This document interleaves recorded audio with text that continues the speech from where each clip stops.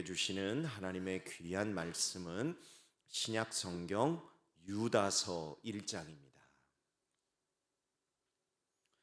유다서 1장, 제가 가진 신약 성경으로는 397쪽쯤에 있는데요. 유다서는 한 장으로 되어 있는 말씀이지요. 오늘도 드라마 성경으로 함께 읽겠습니다. 1장. 예수 그리스도의 종이요 야고보의 형제인 유다는 부르심을 받은 자 곧 하나님 아버지 안에서 사랑을 얻고 예수 그리스도를 위하여 지키심을 받은 자들에게 편지하노라. 긍휼과 평강과 사랑이 너희에게 더욱 많을지어다.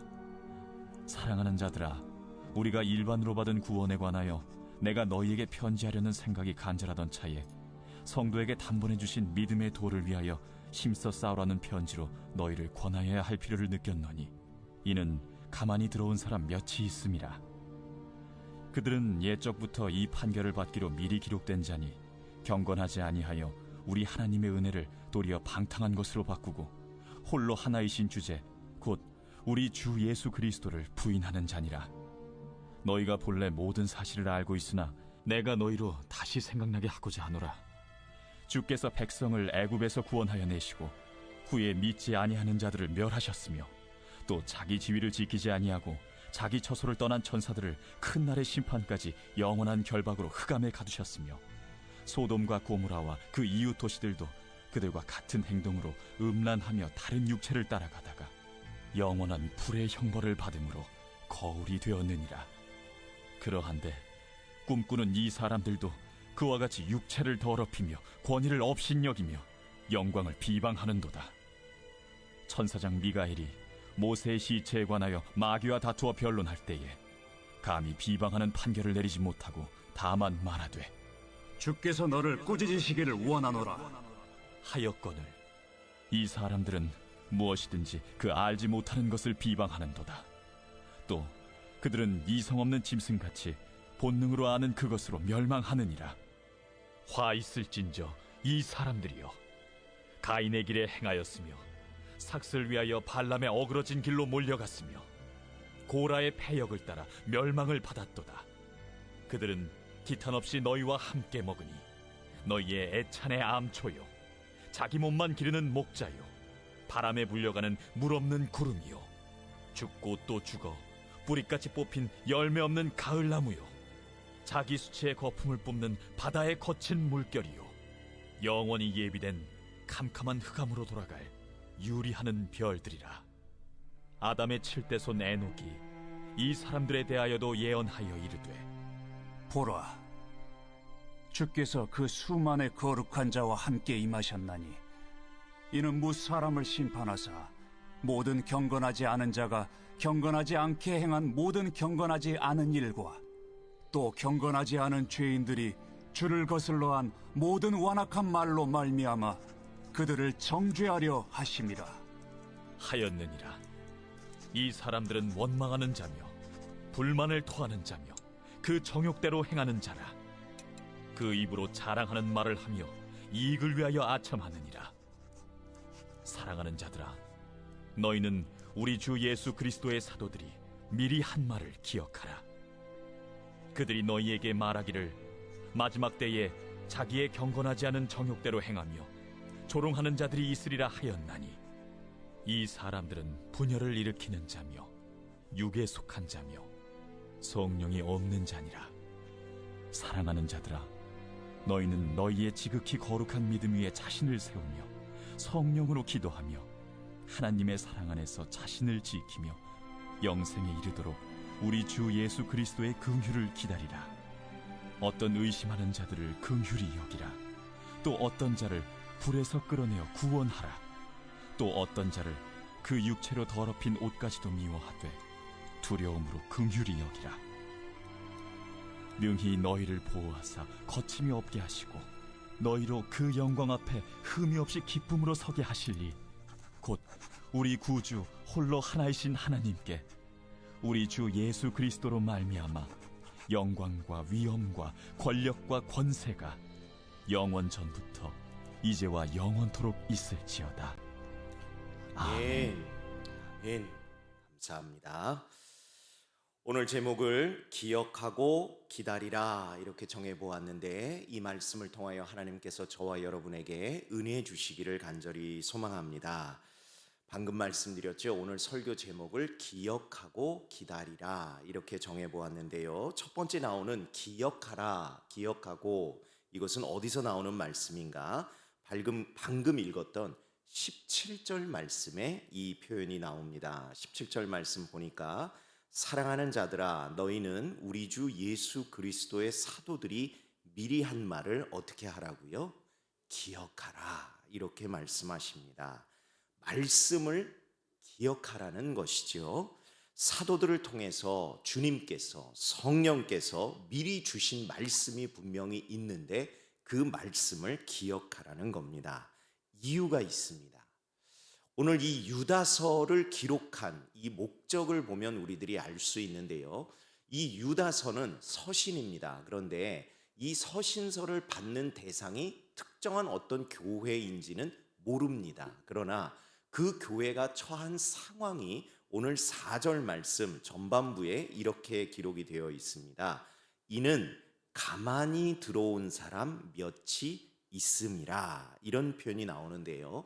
가만히 들어왔다는 것은 살금살금 몰래 들어왔다는 것이죠. 여러분, 살금살금 몰래 들어오는 사람들 치고 제대로 된 사람 있을까요? 없을까요? 없습니다. 그러니까 오늘 이 말씀을 받는 이 교회에 처한 상황이 어떤 상황이냐 하면, 이단 사상을 신봉하는 자들이 복음 위에 세워진 교회 안에 조용히 스며들어 왔다는 것이지요. 그러면서 그들이 주로 하는 행동에 대해서 오늘 유다가 기록하고 있는데, 가장 핵심적인 그들의 행동이 무엇인가 하면 4절 맨 마지막에 보니까 그들은요 곧 우리 주 예수 그리스도를 뭐 하는 자들이라고요? 부인하는 자들이라는 겁니다. 예수님을 구세주로 인정하지 않는 자들이라는 것이죠.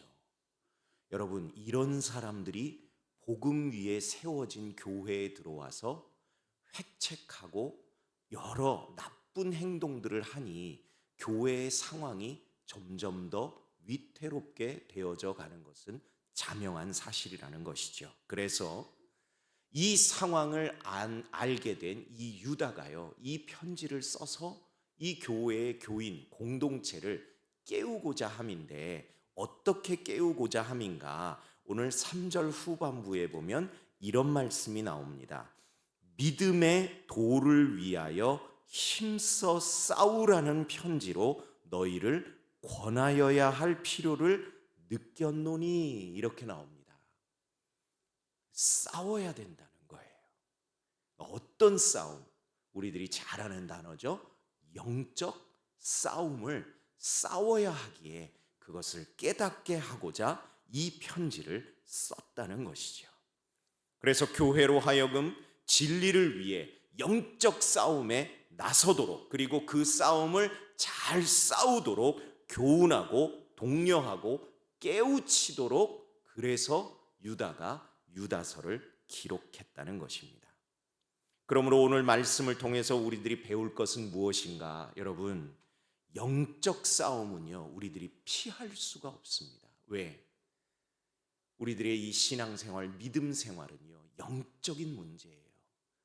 이따 뒤에도 나오겠지만 이 영적 싸움은요 우리가 안 싸우려고 해도, 우리가 믿음 생활 잘하려고 하면 할수록, 우리가 신앙생활에 최선을 다하려고 하면 할수록 우리들을 끊임없이 방해하며 싸움을 거는 존재들이 있다는 것이죠. 그들이 영적 존재이기 때문에 우리 눈에 보이지 않아서 그 싸움을 우리들이 대놓고 표현할 수 없지만, 여러분, 영적 싸움은 분명히 있고 우리들은 그 싸움을 싸워내야 되는데, 그러면 그 영적 싸움을 우리들이 어떻게 옳게 성경적인 방법으로 대처할 것인가? 그 첫 번째 방법이 바로 기억하라라는 것이죠. 무엇을 기억하라고요? 사도들이 미리 한 말을 기억하라. 여러분, 사도들이 그냥 자기의 개인적인 이야기 했겠습니까? 자기의 경험 얘기했겠습니까? 아닙니다. 사도들이 미리 한 말은 다른 것이 아니라 예수님을 통해 그들이 들었던 말씀, 그리고 성령께서 깨닫게 하시고 감동케 하시고 기록케 하신 그 말씀, 이 시대로 말하면 뭐죠? 저와 여러분들이 가지고 있는 이 성경, 하나님의 말씀, 이 말씀을 우리들이 기억하는 것이야말로 여러분 영적 싸움의 첫 시작이라는 겁니다. 여러분, 하나님의 말씀을 잘 기억하려면 무엇부터 우리들이 제대로 해야 될까요? 지금 여러분들이 하고 계세요. 하나님의 말씀을 잘 들어야죠. 물론 하나님의 말씀을 잘 읽기도 해야 하지만 이 말씀이 나에게 주시는 말씀으로서 어떤 말씀일까를 이 강단을 통해서 선포되는 이 말씀을 여러분들이요 잘 들으셔야 돼요. 그래야 제대로 기억하지 않겠습니까? 말씀을 잘 듣는다는 것은 여러분 말씀이 선포되는 자리를요 우리들이 사모해야 한다 하는 의미도 되지만 기왕에 사모하여 나아왔다면 그 말씀을 집중하여 제대로 듣는 것, 그것도 너무너무 중요하다, 이 말씀을 드리고 싶어요. 그런데 요즘 너무 안타까운 상황들이 저의 눈에 참 자주 띕니다. 물론 여기에는 그런 분들이 한 분도 안 계시지만 예배드리는 중에 하나님의 말씀이 선포되는 중에 이 스마트폰에서 시선을 떼지 못하는 분들이 너무 자주 보여요. 기왕의 예배의 자리에 나왔는데, 기왕의 말씀 듣는 자리에 나왔는데 스마트폰에 붙들려서 말씀을 듣지 않더라고요. 이거는 젊은 사람들의 문제만이 아닙니다. 연령에 상관이 없더라고요. 그런데요 여러분, 이게 참 위험한 행동인 것이, 그저께 여러분 밤에 뉴스 보신 분들은 많이 놀라셨을 겁니다. 다음날 아침에 뉴스 보신 분들도 놀라셨을 거예요. 왜? 우리들이 세월호라는 안타까운 사고를 겪어본 경험이 있어서 그런가? 전남 신안 앞바다에 또 배 한 척이 무인도에 가서 좌초가 되는 사고가 일어났었잖아요. 다행히도 한 사람도 죽거나 다친 분 없이 모두 전원이 구조가 되었는데 처음엔 그 소식도 잘 믿겨지지가 않더라고요. 왜? 우리들이 한번 속아봤잖아요. 그런데 다행히도 다 구조가 되셔서 참 잘 마무리된 사건입니다. 그런데 해경이 초기에 이 사고 원인을 조사한 결과를 발표했는데 그것이 참 황당합니다. 그 시간에 배의 키를 쥐고 있어야 될 사람이 그 배의 키를 그대로 놓고 자동으로 해놓고 그 사람은 스마트폰을 보고 있었다는 거예요. 그 배가 지나가는 경로는요 여러분 그렇게 자동으로 하면 안 되는 곳이래요. 수동으로 사람들이요 그걸 담당한 항해사나 또 조타수나 또 앞에서 그 앞을 관찰하는 사람이나 다 눈을 시퍼렇게 뜨고 그곳을 안전하게 지나가야 하는 상황인데 그들이요 그걸 자동으로 바꿔놓고 그 시간에 네이버 뉴스를 봤다는 거예요. 그들의 행동은 별것 아닌 것 같지만 잘못하다가는 수백 명의 목숨이 또 날아갈 뻔한 그런 황당한 사고가 어디서부터 있었는가? 자신의 사명의 자리에서 최선을 다해야 할 사람들이요 스마트폰 보느라고 그런 사고가 일어났다는 겁니다. 여러분, 말씀 듣는 것도 마찬가지입니다. 내 영혼의 문제가 달린 거예요. 영적 싸움이 말씀에 달려 있는데 그 말씀을 제대로 들어야 우리들이 그 말씀을 기억하고 그 말씀에 의지하여 대처할 텐데, 여러분 누가 제일 말씀 듣는 걸 방해할까요? 그럼요, 사단마귀죠. 그냥 단지 스마트폰 보는 게 문제가 아니에요.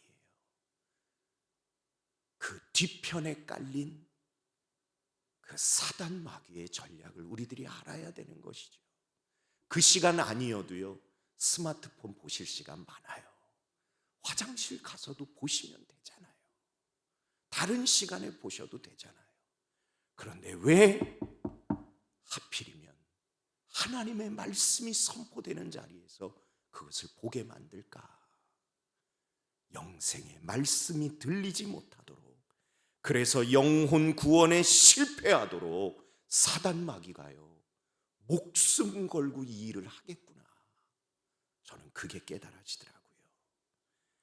사랑하는 성도 여러분, 적어도 예배 시간만큼은, 적어도 말씀 듣는 시간만큼은 우리들이 그런 거 다 내려놓고 다른 데 정신 팔리지 말고 말씀에 집중할 수 있는 저와 여러분들이 다 되시기를 주님의 이름으로 간절히 부탁을 드립니다. 왜 저와 여러분이라고 했을까요? 저도 마찬가지예요. 이 스마트폰이요, 꼭 무슨 알림이 와요, 말씀 시간에. 그러면 궁금해요.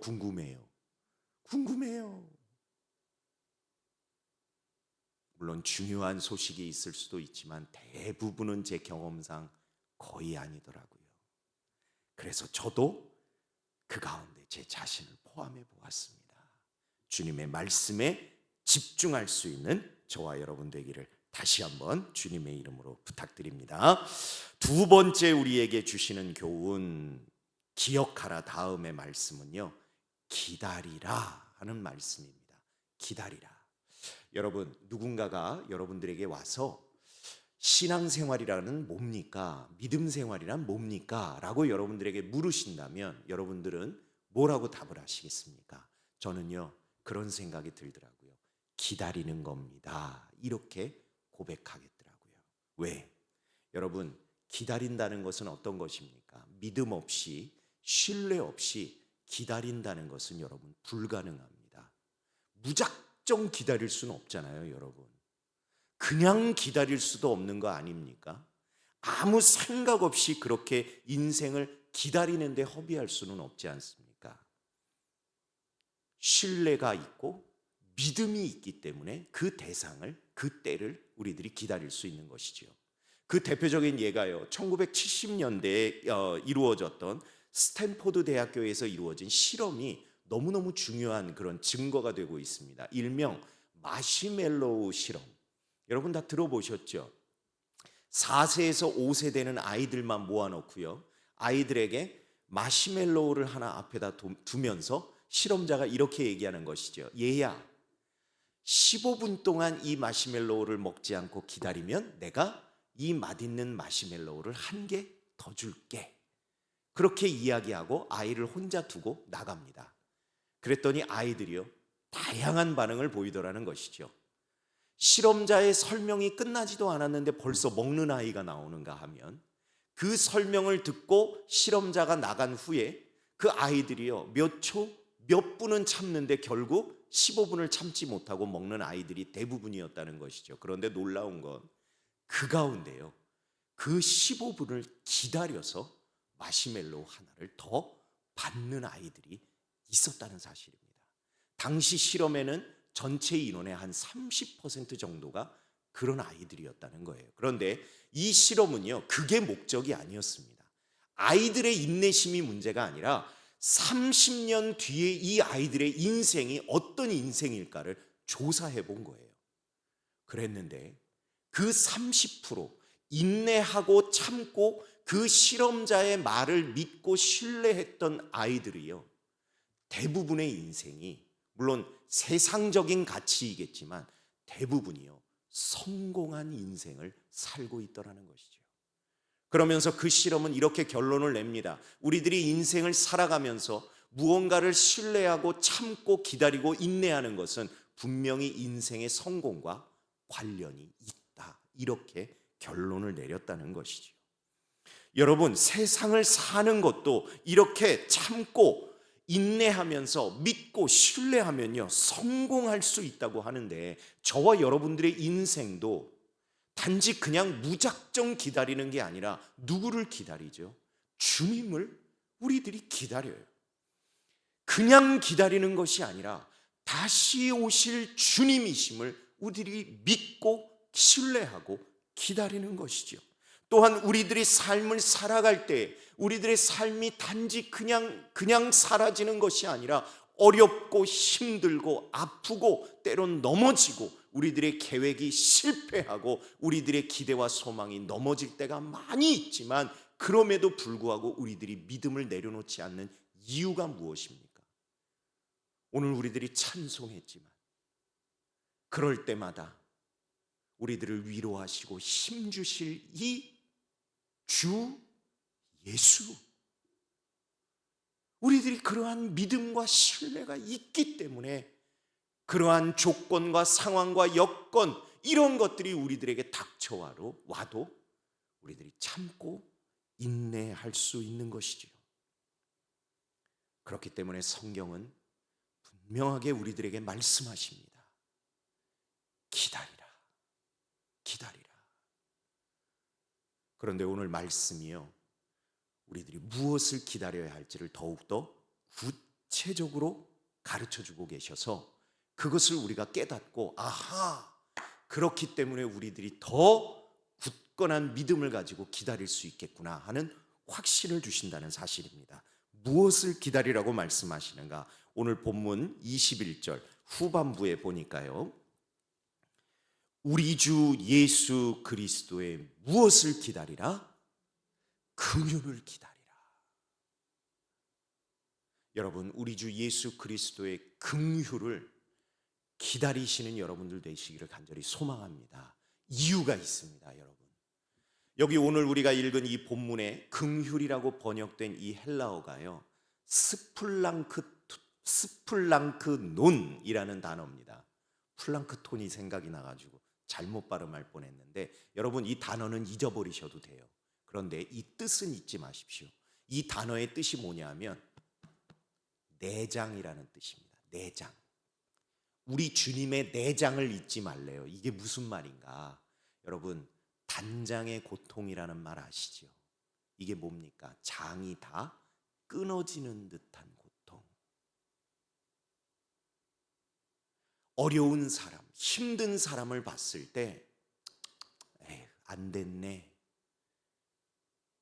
이것도 긍휼이지만 이것은 그냥 동정, 연민일 뿐이죠. 그런데 안 된 사람, 힘들어하는 사람, 아파하는 사람의 그 처지를 보면서 내 속이 뒤집어지고 내 창자가 끊어지는 듯한 마음으로 그 아픔을 공감한다면, 여러분, 그 긍휼은 어떤 긍휼이겠습니까? 그런데요, 예수님께서 우리를 긍휼히 여기신다, 하나님이 우리를 긍휼히 여기신다, 우리를 불쌍히 여기신다 하실 때는요, 이런 동정, 연민에 해당하는 단어를 쓰지 않고요, 뭘 쓴다고요? 성경이 스플랑크논, 내장이 끊어지는 듯한 마음으로 우리를 불쌍히 여기신다. 성경은 그 단어를 쓰고 있다는 사실이죠. 그런데 더 놀라운 사실은 그러한 긍휼한 마음을 가지고 바라보시는 주님의 그 시선에 든 사람들의 인생이요, 성경에 보니까요, 그냥 산 사람이 없어요. 아픈 이는 낫고, 슬픈 이는 위로받고, 넘어진 이는 일으켜 세워주시고, 외로운 이는 기쁨을 회복하게 하시고, 그들의 인생이요, 그냥 그렇게 끝난 인생이 아니라 그야말로 인생 역전을 경험하는 것을 성경을 통해서 우리들이 수없이 많은 증거를 찾을 수 있다는 사실입니다. 그러한 인생의 경험이 단지 문자적으로만 끝날까요? 여기 서 있는 저도요, 주님이 불쌍히 여기시니까 너무너무 기적 같은 은혜를 경험하며 살아가는 저도 주님의 긍휼의 증인입니다. 여러분 한 분 한 분도 그러한 긍휼의 증인인 줄로 믿습니다. 그렇기 때문에요, 우리들이 그냥 기다리라는 주님의 말씀이 아닙니다. 예수 그리스도의 긍휼을 기다리라. 왜? 그 긍휼하심을 입을 때에 우리들의 인생 가운데 놀라운 기적과 치유와 은혜와 회복을 우리들이 경험하게 될 것이기 때문에 그러한 믿음과 신뢰를 가지고 우리들이 주님의 긍휼을 기다려야 할 줄로 믿습니다.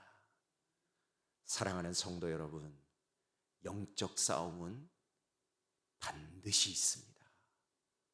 우리들이 구원받지 못하도록, 우리들이 믿음에서 실패하도록 반드시 영적 싸움은 걸어옵니다.